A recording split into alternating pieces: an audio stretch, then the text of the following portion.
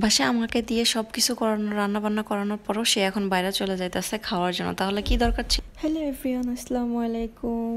আমরা কেমনটা লাগতে পারে বলো, আমাকে দিয়ে সব কিছু করানোর পরে এখন সে বলতেছে তার নাকি চিকেন খাইতে ইচ্ছে করতেছে। তো সেই জন্য এখন সে সব কিছু করার পরে আর আমার জন্য বাইরে থেকে রুটি অর্ডার দেওয়ানোর পরে আমি সব কিছু গরম করছি, সব কিছু রেডি করছি। এখন বলতেছে সে এগুলা খাবে না, সে এখন চিকেন খাইতে যাবে। সো সেই জন্য আমরা এখনও বাইরে চলে আসছি আর এখন বাজে প্রায় 10টা। এই জন্য আমরা এখন চলে আসছি ডাইরেক্ট নেস্টো মার্কেটে। নেস্টো মার্কেটে গিয়ে দেখি সে কি খাইতে চাইছে। আর এটা হচ্ছে বর্তমানে ওমান দেশের সরকারের ছবি। দেন আমরা ফাইনালি ভিতরে ঢুকে আসছি। আর এখান থেকে তোমাদের ভাইয়া বলতেছিল, আমি বলছিলাম যে আমার পনসুনি কেনা হয় নাই, সেই জন্য এখানে দেখতে আসছিলো যে এখানে পনসুনি কোনটা আছে। দেন ওইখানে পনসুনি দেখার পর দেখলাম না, ওইখানে অন্য একটা, যেটা আমি নেই ওইটা না, অন্য একটা আছে।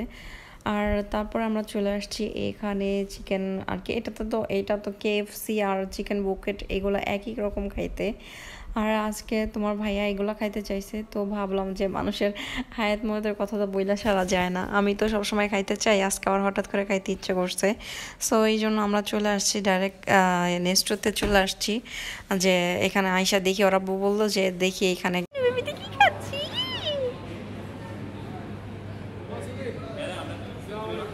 Pepsi Pepsi.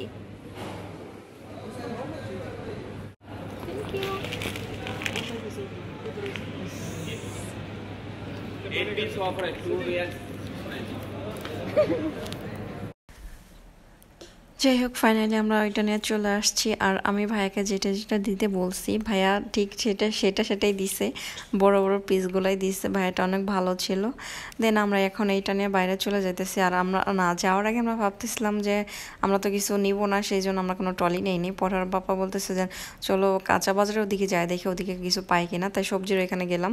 সবজির ওখানে যে সাফার জন্য কিছু আঙ্গুর ফল কিনলাম, কিছু টুকটাক ফল কেনাকাটা করে ওইটার ভিডিও করা হয় নাই।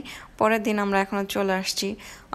এখন আমরা বাসার দিকে চলে যাব। আর আমি বলতেছিলাম যে পার্কে গিয়ে খাবো, ওর বাবা বলতেছিল না বাসায় যাই খাই। পরে আমি বলছি না, বাসায় যাই খাইতে ভালো লাগে না, পার্কে গিয়ে খাবো। পরে বলতেছে ঠিক আছে চলো। সো আমরা এখন চলে আসছি পার্কে। আর আমার যাওয়ার কথা ছিল বড় পার্কে, ওর আব্বু ভাবছে যে আমাদের বাসার সামনে যে পার্কটা, ওই পার্কে আসবো। তো কী করার, আর পরে চলে আসলাম আমাদের বাসার সামনে ওই পার্কে। তো এখানে আসার পরে এত পরিমাণে ঠান্ডা আর এত পরিমাণে শীত, তা বলার মতো না। আর এটা এরকমভাবে প্যাকিং করছে যে আমি খুলতে পারতেছিলাম না। আর তোমার ভাইয়া ক্যামেরা ধরে রাখছে, কিন্তু আমার শক্তিতে খুলাইতেছিল না প্যাকিংটা খুলতে।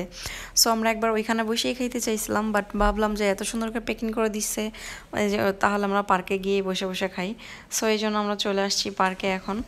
দেন তোমাদের ভাইয়া এখানে খাইয়া কোনো মজা পাইতেছিল না, তাই আমরা ওইখান থেকে এক পিস করে খাইয়া চলে আসছি। আর সব থেকে বড় কথা হচ্ছে ওমানে কিছু প্লাপান আছে, ওই প্লাপানগুলো অনেক ডিস্টার্ব করতেছিল আর অনেক ঠান্ডা ছিল, যার কারণে ওইখানে বসে খাওয়া হয় নাই। পরে আমরা বাসায় চলে আসছি।